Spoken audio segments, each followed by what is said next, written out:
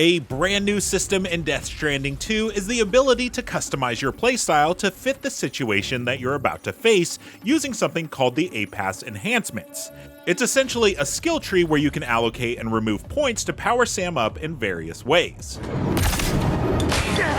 In this video, I'll explain when you unlock APAS Enhancements, how the system works, and which early nodes are worth going for. Shortly after arriving in Australia, after leaving the Plate Gate and boarding the DHV Magellan for the first time, you'll be instructed to take on Main Order Number 9, which tasks you with delivering a chiral decontaminator to the government's base. After accepting the order and starting your final preparations, Charlie will interject and tell you that the APAS enhancements are now available. APAS has been analyzing your actions so far. When browsing APAS for the first time, you'll spot a few nodes you can put points into. APAS Enhancements memory functions similarly to the chiral network. It starts with limited bandwidth, so you'll need to prioritize what to spend memory on. As you complete more missions, main or standard, preppers will level up and reward you with more memory to work with. The good news is, nothing is permanent. You can freely activate or deactivate nodes whenever you want, as long as you're within the chiral network, so double check your location before crossing outside its bounds. As mentioned earlier, you increase APAS's memory by completing missions. On the order completion screen, you'll sometimes see a memory boost awarded to APAS, usually if the delivery or mission fills a prepper's star. New nodes, however, come from a different source, the returning 5-pointed star porter system. Alongside small passive buffs like increased carry capacity, it now also unlocks various APAS enhancements. The 5 categories in the Porter system are Porter, Combat, Stealth, Servicemanship, and Bridge Link. You're not locked into a single tree, and eventually you'll have enough memory to dip into multiple branches. Just like in other RPG-style skill trees, some nodes require prerequisites. For instance, if you want to unlock faster mule postbox hacking, you'll need to have the weather analysis display selected as well. Make sure to factor these requirements into your planning when building out your APAS tree. If your build starts to feel bloated and you want a clean slate, just hold the triangle button to deactivate every node to start fresh.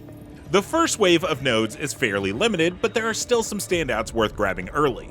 In the early game, before you become a one-man wrecking crew, it's smart to stay stealthy. Simple noise canceller makes you nearly silent while moving, which is great for sneaking up on enemies. They can still see you, but they won't hear you coming.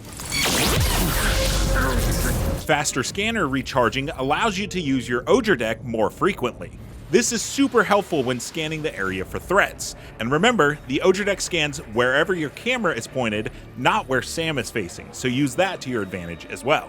Another great early node is improved MP bullets in the combat tree. It has no prerequisites, costs just 40 memory, and gives a notable boost to the power and accuracy of NP rounds, which you'll rely on heavily to deal with both human and BT threats.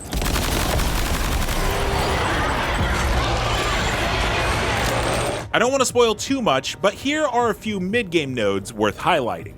For whatever reason, hacking mule postboxes takes forever. Swift mule postbox hacking speeds that up considerably, perfect for quick raids or cleanups after fights.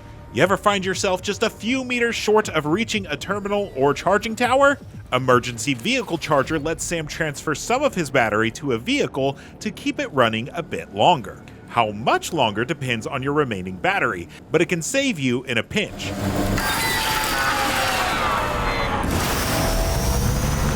There's also a separate node, Battery Efficiency Boost, that decreases your vehicle's battery consumption by 8%. Less exciting, but still useful. Floating carriers double as makeshift skateboards, which is handy in terrain where vehicles won't cut it. Carrier Handling Boost helps prevent bumping into obstacles while riding. To unlock it, you'll also need Skeleton Auto Assist, which helps maintain balance when a skeleton is equipped. Finally, Proximity Scanner in the Stealth tree automatically detects enemies within 20 meters, displaying their silhouettes on screen. It's incredibly useful for stealth gameplay, so you're not always having to spam the Ogre deck. And that's everything you need to know about the new APAS enhancement system in Death Stranding 2. For more on Death Stranding 2, head on over to IGN.com to check out our growing wiki. And of course, for everything else video games, stick with IGN.